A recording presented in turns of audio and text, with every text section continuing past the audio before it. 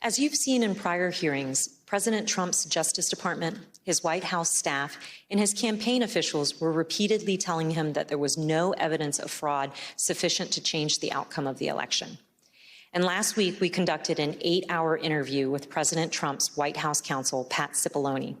You'll see a number of excerpts of that interview today and even more in our next hearing. Mr. Cipollone told us that he agreed with the testimony that there was no evidence of fraud sufficient to overturn the election. I want to start by asking if you agree, Mr. Cipollone, with the conclusions of Matt Morgan and Bill Barr, of all of the individuals who evaluated those claims, that there is no evidence of election fraud sufficient to undermine the outcome in a particular state. Yes, I agree with that. And Mr. Cipollone also specifically testified that he believed that Donald Trump should have conceded the election. Did you believe, Mr. Cipollone, that the president should concede once you made the determination based on the investigations that you credited DOJ did and the campaign did? Did you, in your mind, form a belief that the president should concede the election loss at a certain point after the election? Well, again, I was the White House counsel. Some of those decisions are political. So to the extent that, but if your question is, did I believe he should concede the election at a point in time? Yes, I did. I believe Leader McConnell went onto the floor of the Senate, I believe in mid-December, and basically said, the process is done. That would be in line with my thinking on these things.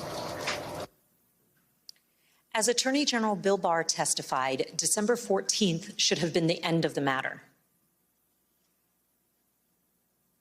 December 14th was the day that the states certified their votes and sent them to Congress. And in my view, that was the end of the matter. I didn't see, I thought that this would lead inexorably to a new administration. Mr. Cipollone also testified that the president's chief of staff, Mark Meadows, said he shared this view. As early as that November 23rd meeting, we understand that there was discussion about the president possibly conceding the election. And specifically, we understand that Mark Meadows assured both you and Attorney General Barr that the president would eventually agree to a graceful exit. Do you remember Mr. Meadows making any such representation? Are you saying as part of that meeting or separately? Again, without getting into that meeting, I would say that is a statement and a sentiment that I heard from Mark Meadows. I see. And again, do you know if it was on November 23rd or some point? Again, it was probably, around that time, and it was probably subsequent to that time. It wasn't a one-time statement. Mr. Meadows has refused to testify, and the committee is in litigation with him. But many other White House officials shared the view that once the litigation ended and the Electoral College met, the election was over. And here's President Trump's former press secretary. I wanted to clarify, Ms. McEnany, so back to my previous question, it was your view then, or was it your view that the efforts to overturn the election should have stopped once the litigation was complete? In my view, upon the conclusion of litigation was when I began to plan for life after the administration. And this is what Ivanka Trump told us.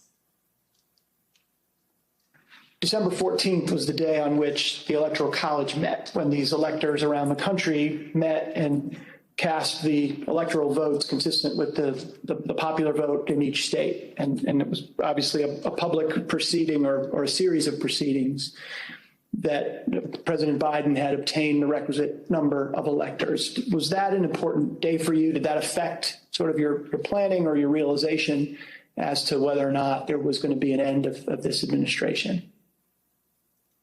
I think so. I think it was my sentiment probably prior as well. Judd Deere was a White House deputy press secretary. This was his testimony about what he told President Trump. I told him that my personal viewpoint was that the Electoral College had met, which is the system that our country is set under to elect a president and vice president. And I believed at that point that the means for him to pursue litigation was probably closed. And you recall what his response, if any, was? He disagreed. We've also seen this testimony from Attorney General Barr reflecting a view of the White House staff in late November 2020. And then at that point, I left. And as I walked out of the Oval Office, Jared was there with Dan Scavino, who ran the president's social media, and who I thought was a reasonable guy and believe is a reasonable guy. And I said, how long is he going to carry on with this stolen election stuff? Where's this going to go? And by that time, Meadows had caught up with me and leaving the office, and caught up to me and said that he said, look, I think that he's becoming more realistic and knows that there's a limit to how far he can take this. And then Jared said, yeah, we're working on this. We're working on it. Likewise, in this testimony, Cassidy Hutchinson, an aide to Mark Meadows, described her conversations with President Trump's Director of National Intelligence, John Ratcliffe, a former Republican congressman.